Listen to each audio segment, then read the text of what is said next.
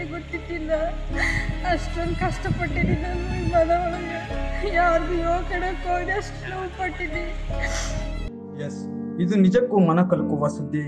ಮನೆಯ ಯಜಮಾನ heart patient. ಪ್ರತಿ ವಾರ ಮಾತ್ರೆಗೆ ಅಂತ ಸಾವಿರಾರು ರೂಪಾಯಿ ಖರ್ಚು ಮಾಡಬೇಕು. ಜೀವ ಬದುಕಿಸಿಕೊಳ್ಳುವ ಸಲುವಾಗಿ ಸ್ತ್ರೀ ಶಕ್ತಿ ಸಂಘಗಳಿಂದ ಮಾಡಿರುವ ಸಾಲಕ್ಕೆ ಬಡ್ಡಿ ಕಟ್ಟಬೇಕು. ಕೂಲಿ ಕೆಲಸ ಇದ್ರೆ ಮಾತ್ರ ಜೀವನ, ಇಲ್ದಿದ್ರೆ ಅರೋರ ಅನ್ನೋ ದುಸ್ಥಿತಿ. ಹಂಗೋ ಹಿಂಗೋ ಜೀವನ ದೂಡುತ್ತಿದ್ದ ವಾಸದ ಮನೆಯನ್ನ ಕಳೆದುಕೊಂಡು ಈಗ ಬೀದಿಯಲ್ಲಿ ಮಲಗುವ ಪರಿಸ್ಥಿತಿ ಎದುರಾಗಿರೋ ಈ ದೃಶ್ಯ ಮೈಸೂರು ಜಿಲ್ಲೆ ನಂಜನಗೂಡು ತಾಲೂಕಿನ ಕೆಲ್ಲಾಪುರ ಗ್ರಾಮದ್ದು. ಕರಳು ಹಿಂಡುವ ಕಥೆಯನ್ನ ಹೇಳಿ ಕಣ್ಣೀರಿಡುತ್ತಿರುವ ಮಹಿಳೆ ಹೆಸರು ನೀಲಮ್ಮ ಅಂತ. ಈಕೆಯ ಬದುಕು ಯಾವ ಸಿನಿಮಾಗಿಂತಲೂ ಕಡಿಮೆ ಏನಿಲ್ಲ. ಕಳೆದ 15 ದಿನಗಳಿಂದ ನಿರಂತರವಾಗಿ ಸುರಿಯುತ್ತಿರುವ ಜಿಟಿ ಮಳೆಯಿಂದ ಅನಾದಿ ಕಾಲದ ಮಣ್ಣಿನ ಗೋಡೆಯ ವಾಸದ ಮನೆ ಶೀತಲ ವ್ಯವಸ್ಥೆಯಿಂದ ನೆಲ ಕಚ್ಚಿದೆ. ಕಿತ್ತು ತಿನ್ನುವ ಕಡು ಬಡತನದಿಂದ ಬೇಸತ್ತಿರುವ ಮಹಿಳೆ ನೀಲಮ್ಮ ಕಷ್ಟವನ್ನ ಹೇಳಿಕೊಂಡು ಕಣ್ಣೀರು ಒರೆಸ್ತಾ ಇದ್ದಾರೆ. ಕಳೆದ 2-3 ವರ್ಷಗಳಿಂದ ಮನೆಯ ಯಜಮಾನ ಶಿವಮೂರ್ತಿ ಎಂಬುವರಿಗೆ ಹೃದಯ ಸಮಸ್ಯೆ ಇದೆ.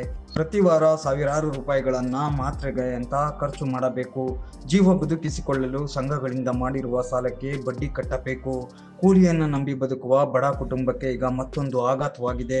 ಸಾಕಷ್ಟು ವರ್ಷಗಳಿಂದ ವಾಸಿಸುತ್ತಿದ್ದ ಹಳೆಯ ತಲೆಮಾರಿನ ಮಣ್ಣಿನ ಗೋಡೆಯ ವಾಸದ ಮನೆ ನಿರಂತರವಾಗಿ ಸುರಿಯುತ್ತಿರುವ ಜಿಟಿ ಮಳೆಯಿಂದ ಕುಸಿದಿದೆ. ವಾಸಿಸಲು ಮನೆ ಇಲ್ಲದೆ ಈಗ ಬೀದಿಗೆ ಬಿದ್ದಿರುವ ಬಡ ಕುಟುಂಬಕ್ಕೆ ಸೂಕ್ತ ಪರಿಹಾರದ ಜೊತೆಗೆ ವಾಸದ ಮನೆಯನ್ನ ಕಲ್ಪಿಸಿಕೊಡಲು ತಾಲೂಕು ಆಡಳಿತ ಮುಂದಾಗಬೇಕಿದೆ. ಜಮೀನು ಹೊಟ್ಟೋಗಿದ್ದು ಬರೋದು 4 ಗಂಟಲ್ಲಿ ಗೋಡ ಬಿತ್ಕೊಂಡಿತ್ತಂತ ನಮ್ಗೆ ಗೊತ್ತಿಲ್ಲ. ನಮ್ಮ ಹುಡುಗಿ ಫೋನ್ ಮಾಡಿತ್ತು, ನಮ್ಮ ಭಾವನ ಮಗ ಹಿಂಗೆ ಆಗ್ಬಿಟ್ಟದ ಅಂತ. ನಾವು ಅದಕ್ಕೆ ತಕ್ಷಣ ಬಂದ್ಬಿಟ್ಟು ಜಮೀನಿಂದ ಅಷ್ಟೊತ್ತಿಗೆ ಹೊಂಟೋಗಿದ್ನು. ನಮ್ಗೆ ಇರೋಕೆ ಜಾಗ ಮನೆ ಕಟ್ಕೊಳಕ್ಕೆ ಆಯ್ತಾ ಇಲ್ಲ. ಸಾಲ ಮಾಡ್ಬಿಟ್ಟಿವಿ. ನಮ್ಮ ಮನೆಯವ್ರಿಗೂ ಹುಷಾರಿಲ್ಲ, ನನಗೂ ಹಾರ್ಟ್ ಪೇಷೆಂಟು.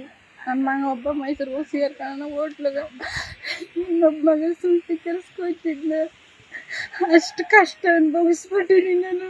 ಗೋಡೆ ಯಾವಾಗ ಎಷ್ಟು ತಿಂಗಕತ್ತಂತೆ ಗೊತ್ತಿತ್ತಿಲ್ಲ. ಅಷ್ಟೊಂದು ಕಷ್ಟಪಟ್ಟಿದ್ದೀನಿ ನಾನು ಈ ಮನೆ ಒಳಗೆ.